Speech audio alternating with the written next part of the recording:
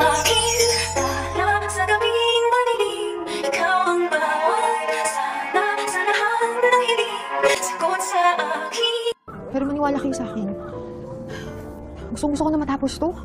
Hindi nga nakatiis itong si Lynette na mapagsabihan itong si Zoe na kaya ba siya sumama dito kay RJ upang tulungan nga sila upang mahuli na nga itong kanyang ina. At dahil sa nalaman nga ni Lynette na iisa lang pala ang taong nagparufot dito nga kay Don Pepe at dito sa pangluloob sa bahay ni Carlos at ito na nga tauhan ni Moira na si Dax. At dahil dito, nagalit itong si Lynette lalo dito kay Moira na sobra na nga ang kasamaan nito at marami na itong atraso ina Lynette at Annalyn.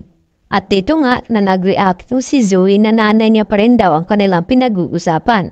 Na hindi dapat pagsabihan ni Zoe na sana raw ay makarma itong si Moira at bumalik sa kanya ang lahat-lahat ang masama niyang mga ginagawa. At dito nga na concern itong si Zoe na nanay niya pa rin daw iyon. At dito rin na sinabi ni Lynette kay Zoe na baka magawa niyang tulungan ang kanyang ina.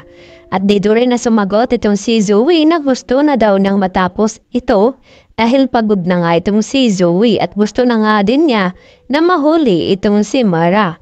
Samantala, nang makabalik na nga sila sa Nagoya Hotel ay dito naman na kinuha ni Zoe ang kanyang cellphone at tinawagan ang kanyang ina. At nag-aalala itong si Zoe dahil nalaman niya na may sakit na yun itong kanyang ina na parang may infeksyon. At dito nga na sinabi ni Zoe na hintayin daw siya at makipagkita sa kanya. At hindi alam ni Zoe na nandun na nga sa kanya likuran ito si Doc Lyndon Javier habang nakikinig sa pinag-usapan ni Zoe at itong si Moira. At dito sinabi ni Doc Lyndon na dapat ay malalaman ito ni RJ nang sa ganon ay mapigilan ang pakikipagkita dito ni Zoe dito nga kay Moira. At dito naman nagulat si Zoe sa ibinalita din ni Moira kinaumagahan na okay na daw itong kanyang bagong identity at passport at makakalis na nga siya dito sa Japan. At tila nalungkot ito si Zoe at sinabi na baka pwede silang magkita na sa ganon isa katuparan na nga ang pag-sit up dito ni Zoe kay Moira na sa ganon ay mahuli na nga siya ng mga pulis. At tuparin itong kanyang ipinangako dito ina Lynette at Annalyn na tumulong siya sa paghahanap na mahuli itong si Moira na sa ganon ay magiging malinis itong sarili ni Zoe sa mga hinala dito ni Giselle at lalong-lalo na dito kay RJ.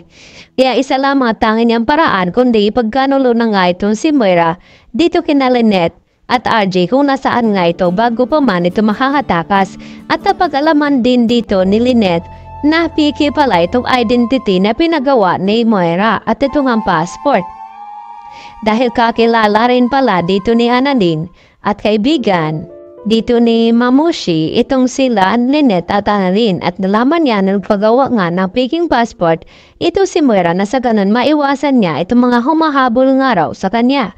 At dahil sa kanilang matutuklasan ay hindi na nga matutuloy pa ang pagtakas dito ni Moira sa Japan dahil matitimbog na nga siya ng tuluyan dito kina RJ at ng mga pulis at lalo na dito ni Lyndon Javier at ng iba pa nilang kasamahan.